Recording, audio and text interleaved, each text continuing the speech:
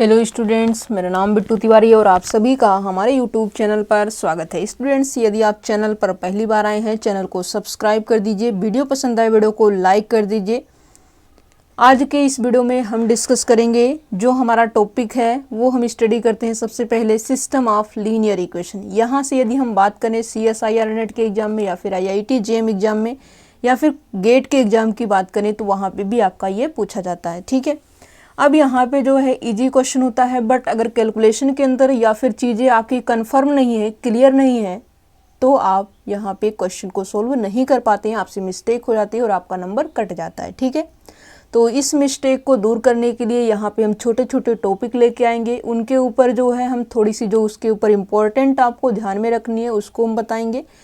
अगर इस तरीके से आप शार्ट नोट्स बनाते हुए चलेंगे तो यहाँ पे चीज़ें आपको क्लियर भी रहेंगी और डेली बेसिस पे आप उसको रिवाइज करते रहिए ताकि एग्जाम के अंदर आपको वो बेनिफिट दे सकें। ठीक है, छोटे छोटे टॉपिक को हम रिवाइज करवाएंगे, क्वेश्चन लगवाएंगे, फिर इसके बाद में 2 महीने के बाद जो आपका होगा वहाँ पे हम लाइव क्लासेस लेंगे जिसके अंदर सिर्फ और सिर्फ क्वेश्चन की प्रैक्टिस होगी, जो कि हम यहाँ पे स्टार्ट करेंगे जैसा कि पहले भी हमने स्टार्ट किया था अभ्यास सीरीज के नाम से। ठीक है, तो वो हमारी चलती रहेगी। फिलहाल अभी छोटे छोटे टॉपिक को हम स्टडी कर लेते हैं, फिर हम अपना जो लाइव क्लास है, जो अभ्यास सीरीज है, उसको स्टार्ट करेंगे फिर से। ठीक है, अब यहाँ पे जो है system of linear equation, system of जो लीनियर इक्वेशन होता है, यहाँ पे यदि हम बात करें तो यहाँ पे जो है 2 टाइप का सिस्टम ऑफ लीनियर इक्वेशन होता है। पहला क्या होता है, पहला आपका होमोजीनियस, क्या है, होमोजीनियस लीनियर इक्वेशन। ये किस फॉर्म की होती है, ये हमारा AX = 0 के फॉर्म में होता है। और दूसरा क्या होता है, system of non homogeneous linear equation, non homogeneous. ठीक है, और नॉन होमोजीनियस में क्या होता है, AX = B होता है, क्लियरली B ≠ 0 होता है। ठीक है, आपको पता चल गया system of linear equation 2 type की होती है, एक आपका होमोजीनियस, दूसरा आपका नॉन होमोजीनियस। ठीक है, अगर आपका सिस्टम होमोजीनियस है तो यहाँ पे 2 नेचर शो करेगा। 2 नेचर क्या शो करेगा, पहला या तो उसके पास यूनिक सोल्यूशन आएगा, दूसरा या तो उसके पास जो है इनफाइनाइट नंबर ऑफ सॉल्यूशंस आएंगे। ठीक है, जब आपका जो सिस्टम ऑफ लीनियर इक्वेशन है अगर ये होमोजीनियस है तो ये सिर्फ 2 नेचर शो करेगा, पहला या तो यूनिक सोल्यूशन दे पाएगा या फिर ये इनफाइनाइट सोल्यूशन दे पाएगा। और इस केस में नो सोल्यूशन का कोई केस अराइव नहीं होगा, कोई ऐसा आपके पास काउंटर एग्जाम्पल नहीं होगा जो कि system of homogeneous linear equation हो और उसके पास नो सोल्यूशन हो, क्योंकि इसके पास ऑलरेडी 0 सोल्यूशन इसका बनेगा ही बनेगा। ठीक है, सो आपको कंफ्यूज बिल्कुल नहीं होना है, नो सोल्यूशन का केस यहाँ पे होमोजीनियस के अंदर अराइव ही नहीं होता है। यहाँ पे 2 ही पॉसिबिलिटी होती है, या तो यूनिक सोल्यूशन की या फिर इनफाइनाइट सोल्यूशन की। ठीक है, अब बात करते हैं नॉन होमोजीनियस। नॉन होमोजीनियस के अंदर यहाँ पे क्या होता है, यहाँ पे 2 केसेस होती है, पहला या तो कंसिस्टेंट या तो नॉन कंसिस्टेंट। नॉन होमोजीनियस है, यहाँ पे या तो पहला केस आपका कंसिस्टेंट हो सकता है, क्या है, कंसिस्टेंट हो सकता है, दूसरा केस आपका नॉन कंसिस्टेंट। जब यहाँ पे जो आपका non homogeneous system non consistent हो जाएगा, नॉन कंसिस्टेंट हो जाएगा तो इसका मतलब क्या होगा, कंसिस्टेंट का मतलब रैंक जो होगी A आर्गुमेंट B, या फिर हम यूँ कहें A:B की, वो क्या हो जाएगी, A आर्गुमेंटेड B की जो रैंक है वो अगर रैंक A के इक्वल आती है तो सिस्टम हमारा कंसिस्टेंट होता है, और कंसिस्टेंट होगा तो इसके पास सलूशन भी होगा। ठीक है, दूसरी बात यहाँ पे ये है कि अगर सिस्टम हमारा नॉन कंसिस्टेंट कब बोलेंगे, जब A आर्गुमेंटेड B की जो रैंक है वो रैंक A के इक्वल नहीं है। अगर ऐसा है तो सिस्टम हमारा क्या हो जाता है, नॉन कंसिस्टेंट हो जाता है। और जैसे ही नॉन कंसिस्टेंट होगा इसके पास जो है हम क्या बोल देंगे, नो सोल्यूशन बोल करके यहीं पे इस बात को ख़त्म कर देते हैं। ठीक है, क्योंकि सोल्यूशन नहीं है तो आगे हम कुछ भी बात नहीं कर पाएंगे। ठीक है, अब दूसरा बात यहाँ पे देखिए, जब ये कंसिस्टेंट हो गया तो इसके पास जो है 2 चीज़ें होंगी, पहला या तो इसके पास जो है यूनिक सोल्यूशन आएगा या फिर इसके पास जो है इनफाइनाइट नंबर ऑफ सॉल्यूशंस आएंगे। क्या है, 2 पॉसिबिलिटी यहाँ पे जो है बन जाती है, कि जब ये कंसिस्टेंट है तो ए आर्गुमेंटेड बी की रैंक और ए की रैंक इक्वल आएगी, और इक्वल आएगी तो यहाँ पे दो केसेस फिर से अराइव होंगे, या तो यूनिक सोल्यूशन या तो इनफाइनाइट सोल्यूशन। अब यूनिक सोल्यूशन कब मिलेगा? जब यहाँ पे rank of A augmented B is equal to rank of A, और ये किसके इक्वल हो जाए? नंबर ऑफ वेरिएबल के इक्वल हो जाए, तो यहाँ पे जो है क्या हो जाता है? यूनिक सोल्यूशन मिलेगा। अदरवाइज इनफाइनाइट सोल्यूशन कब मिलेगा? जब हमारा ए आर्गुमेंटेड बी की रैंक ये हमारी ए की रैंक के इक्वल हो, लेकिन ये नंबर ऑफ वेरिएबल से कम हो। ठीक है, ये दोनों चीज़ें आपस में अगर इक्वल है, प्लस वो दोनों चीज़ें जो इक्वल हैं वो किससे छोटी है? नंबर ऑफ वेरिएबल से अगर छोटी है, जो सिस्टम ऑफ इक्वेशन के अंदर वेरिएबल होंगे उसको हम क्या बोलेंगे? उसको काउंट कर लेंगे, उसे ही एन से हम डिनोट करेंगे उनके नंबर को। ठीक है, नंबर ऑफ वेरिएबल को एन से डिनोट करेंगे यहाँ पे। अगर यहाँ पे आर्गुमेंटेड बी की रैंक ए के बराबर है और ये जो बराबर है उसकी वैल्यू नंबर ऑफ वेरिएबल से कम है, तो उस केस में इसके पास इनफाइनाइट सोल्यूशन होगा। ठीक है, तो इस तरीके से आपका ये कॉन्सेप्ट होता है होमोजीनियस का और नॉन होमोजीनियस का। ठीक है, होमोजीनियस के अंदर सिर्फ दो नेचर, या तो यूनिक सोल्यूशन या फिर इनफाइनाइट सोल्यूशन। नॉन होमोजीनियस है तो उसके अंदर जो है तीन पॉसिबिलिटी होगी, या तो यूनिक सोल्यूशन या तो इनफाइनाइट या फिर नो सोल्यूशन। अब नो सोल्यूशन के लिए या सोल्यूशन के लिए यहाँ पे तो सोल्यूशन में जब कंसिस्टेंट होगा तब उसके पास सोल्यूशन होगा। क्या है? जब कंसिस्टेंट होगा सिस्टम तब उसका जो है सोल्यूशन फाइंड आउट किया जा सकता है। अब शर्तें ये है कि क्लियर नहीं बताया जा सकता, क्लियर उसके आगे की बात है, क्लियर बताना। ठीक है, जब नॉन कंसिस्टेंट है तो नो सोल्यूशन, कंसिस्टेंट है तब उसके पास सोल्यूशन। अब सोल्यूशन है तो यूनिक है या फिर इनफाइनाइट, उसके बाद की बात आएगी। अब हम चेक कर लेंगे ए आर्गुमेंटेड बी की रैंक ए की अगर बराबर होगी और नंबर ऑफ वेरिएबल के ये तीनों आपस में इक्वल होंगे तो यूनिक सोल्यूशन होगा, अदरवाइज इसके पास इनफाइनाइट सोल्यूशन आएगा। ठीक है, चलिए क्वेश्चन कुछ डिस्कस कर लेते हैं। क्वेश्चन देखिए क्या है, कहता है the system of equation 2x + y = 5, x - 3y = -1, 3x + 4y = k is consistent.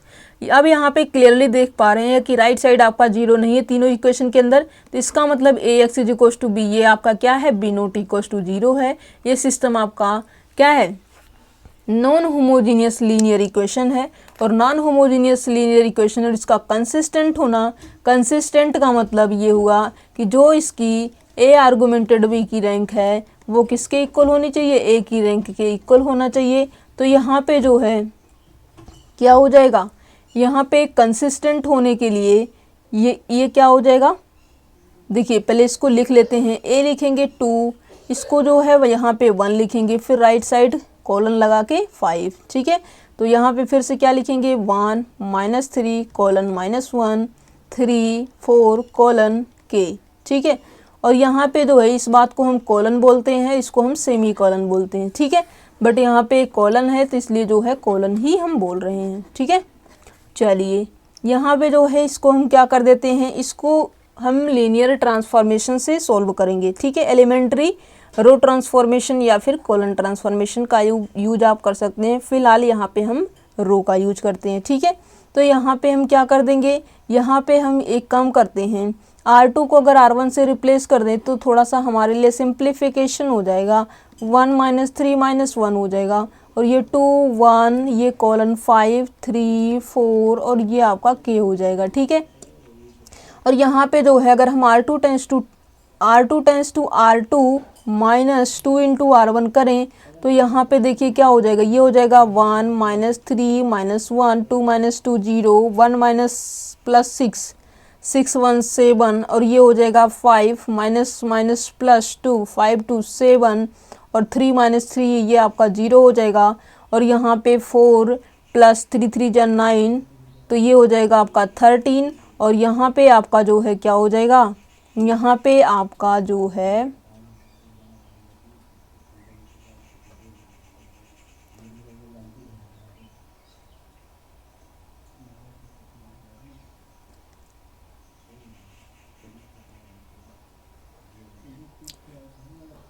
k -+3, ये हो जाएगा k + 3।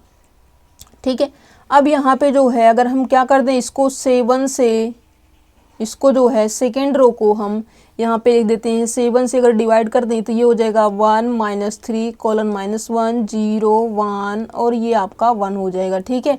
और इसको जो है अगर हम R3 टेंस टू R3 और ये माइनस का 13 इंटू R2 कर दें इसके अकॉर्डिंग देखिए तो यहाँ से आपका ये 0 हो जाएगा और यहाँ से जो है आपका हो जाएगा K + 3 माइनस का 13 तो ये हो जाएगा K माइनस का 10। तो यहाँ पे आपका हो जाएगा K - 10 और यहाँ पे हमें क्या करना है, कंसिस्टेंट बताना है। और कंसिस्टेंट कब होगा, जब यहाँ पे A आर्गुमेंटेड B की रैंक A के बराबर होगी। और यहाँ पे A आर्गुमेंटेड B A के बराबर कब होगी, जब यहाँ पे जो है K की वैल्यू क्या हो जाए, 10 हो जाए। अगर K की वैल्यू 10 हो जाती है तब जाके A आर्गुमेंटेड B की रैंक और A की रैंक दोनों आपस में बराबर होंगी और बराबर होंगी तो सिस्टम आपका कंसिस्टेंट होगा। क्या है, बराबर अगर होंगी तो सिस्टम आपका कंसिस्टेंट हो जाएगा। और सिस्टम जैसे ही आपका कंसिस्टेंट होगा तो यहाँ पे जो है K की वैल्यू क्या मिल रही है, 10 मिल रही है। इसका मतलब यहाँ पे क्या हो जाएगा, यहाँ से आपका जो है ऑप्शन डी जो है करेक्ट हो जाएगा, ठीक है। चलिए ऑप्शन डी को हम पिक कर देते हैं, यहाँ से आपका ऑप्शन डी करेक्ट हो जाएगा, ठीक है। चलिए आगे बढ़ते हैं। Next question, question number second देखिए। क्वेश्चन नंबर सेकंड देखिए क्या कहता है, कहता है the value of alpha for which the system of equation this has more than one solution. अब क्लियरली यहाँ पे जो है क्वेश्चन अगर आपको सोल्व करना है, वीडियो को पॉज करके आप क्वेश्चन को सोल्व करके फिर आप इसका जो आंसर है उसको कमेंट सेक्शन में दे दीजिए। फिर इसका जो सोल्यूशन होगा वो आप अगर नहीं कर पाते हैं तो आप वीडियो को प्ले करके यहाँ पे इसका सोल्यूशन इजी वे में देख सकते हैं, ठीक है। तो यहाँ पे चलिए हम इसको सॉल्व कर देते हैं। यहाँ पे क्या हो जाएगा, यहाँ पे सिस्टम हमारा क्या है, होमोजीनियस है। दैट मीन्स x = 0 के फॉर्म में है, होमोजीनियस सिस्टम है। होमोजीनियस सिस्टम के लिए क्या होता है, यह कहता है कि मोर देन वन सोल्यूशन, एक से ज़्यादा, मतलब ये यूनिक सोल्यूशन नहीं बोल रहा है। और एक चीज़ यहाँ पे और बता देते हैं, अब यहाँ पे इनफाइनाइट सोल्यूशन के लिए जब होमोजीनियस होगा तब की बात हम बता रहे हैं, ध्यान से समझिएगा।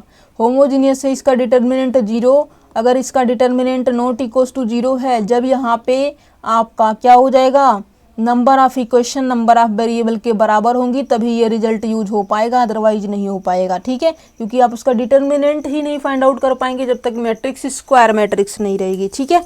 तो यहाँ पे अगर मैट्रिक्स यहाँ पे 3 इक्वेशन 3 वेरिएबल है या फिर 4 इक्वेशन 4 वेरिएबल 2 इक्वेशन 2 वेरिएबल है, तब इस टेक्निक का यूज कर सकते हैं आप।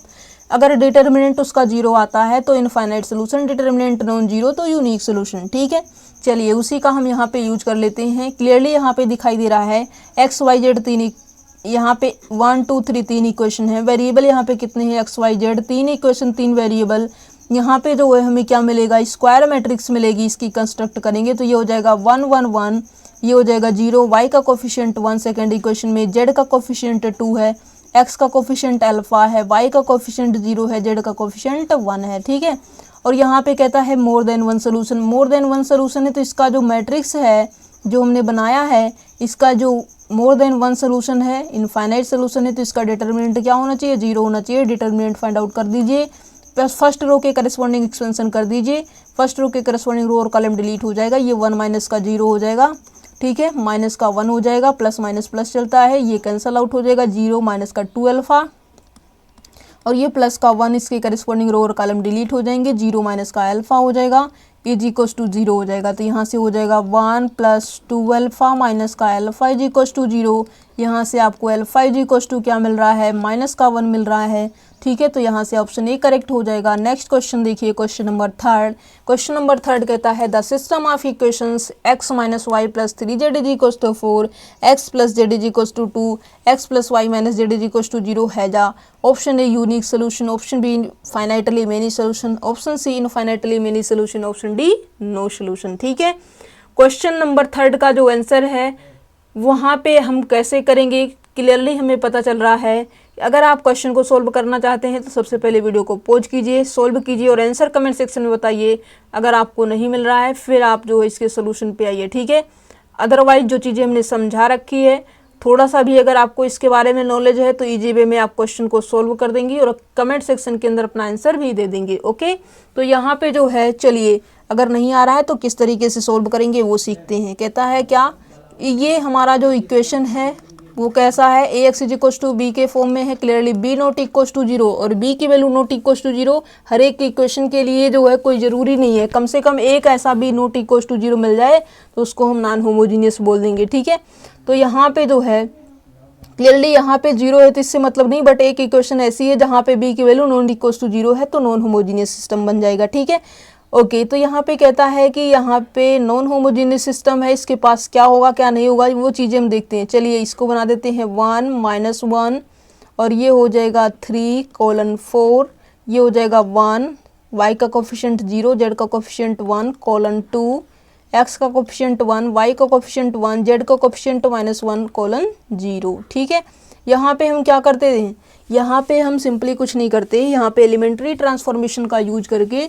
यहाँ पे इसके रैंक का नेचर हम देख लें, ए के और ए आर्गुमेंटेड बी का, और यहाँ पे नंबर ऑफ वेरिएबल अगर हम देख लेते हैं, और अगर हमारे माइंड के अंदर जो यहाँ पे ट्रिक है, टेक्निक है इसकी ज्ञात करने की, वो अगर हमें पता है तो फिर हमारे पास कोई प्रॉब्लम नहीं है। ठीक है, तो यहाँ पे जो है हम क्या कर लेते हैं, अगर हम क्या कर दें R2 tense to R2 minus का, एक सेकेंड, अगर हम यहाँ पे R1 को और R2 को आपस में इंटरचेंज कर दें, क्या है, अगर हम R1 और R2 को आपस में इंटरचेंज कर दें तो देखते हैं कि क्या मिलता है। ठीक है, अगर R1 को आपस में इंटरचेंज कर दें R2 से तो ये हो जाएगा 1 0 1, ये 2 हो जाएगा, ये आपका 1 - 1 3 और ये आपका 4 हो जाएगा, ये 1 1 -1 और क्लियरली ये आपका 0 हो जाएगा। ठीक है, अब यहाँ पे हम क्या कर देते हैं, यहाँ पे अगर हम कर दें R2 tense to R2 minus का R1, और अगर यहाँ पे हम कर दें R3 tense to R3 minus का R1। ठीक है, तो देखते हैं क्या मिलता है, ये हो जाएगा 1 0 1, ये 2 1 - 1 0, ये -1 3 - 1 2 4 - 2 2 1 - 1 0 1 - 0 1 -1 -1 माइनस का 2 और ये हो जाएगा 0 माइनस का 2, वैल्यू माइनस का 2 आ जाएगी। और क्लियरली अगर हम R3 और R2 को जोड़ दें तो यहाँ से हमें ये 0 मिल जाएगा।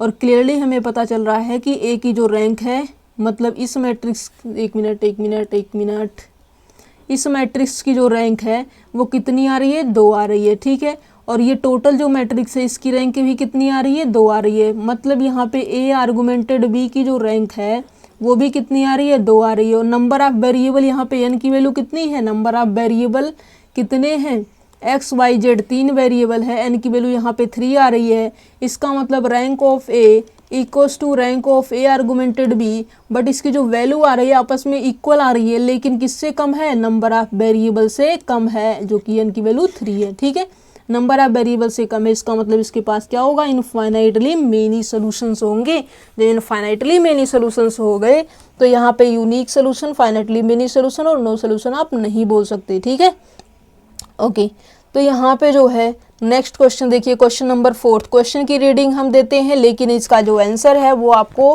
कमेंट सेक्शन में ज़रूर बताना है, ताकि हमें ये पता चले कि जो हमने पढ़ाया है वो आपको समझ में आया है या नहीं है। फिर ठीक है, अब चलिए यहाँ पे कहता है the system of equation this, option A no solution, option B only 1 solution, option C infinitely number of solutions, option D only 2 solution 0 0 0 0 and 3/5 1 4/5 और 1। ठीक है, चलिए एक बार इसको जो है नोट के अकॉर्डिंग हम बात कर लेते हैं। फिर से बात करने का मतलब ये है कि यहाँ पे 2 नेचर शो करता है, जो सिस्टम ऑफ लीनियर इक्वेशन होता है वो दोनों नेचर शो करता है। एक तो आपका जो है होमोजीनियस, दूसरा आपका क्या करता है, नॉन होमोजीनियस। ठीक है, एक आपका होमोजीनियस होगा, एक आपका नॉन होमोजीनियस होगा। ठीक है, अब यहाँ पे अगर होमोजीनियस है तो यहाँ पे ax इक्वल्स टू 0 होगा, नॉन होमोजीनियस है ax इक्वल्स टू b होगा, b नॉट इक्वल्स टू 0 होगा।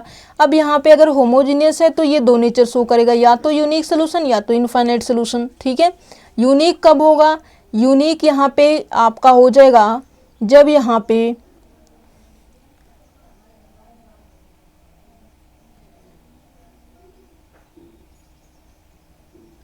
मैट्रिक्स की जो रैंक है वो नंबर ऑफ वेरिएबल के इक्वल आ जाए, जब यहाँ पे मैट्रिक्स की जो रैंक है less than number of variable से आ जाए।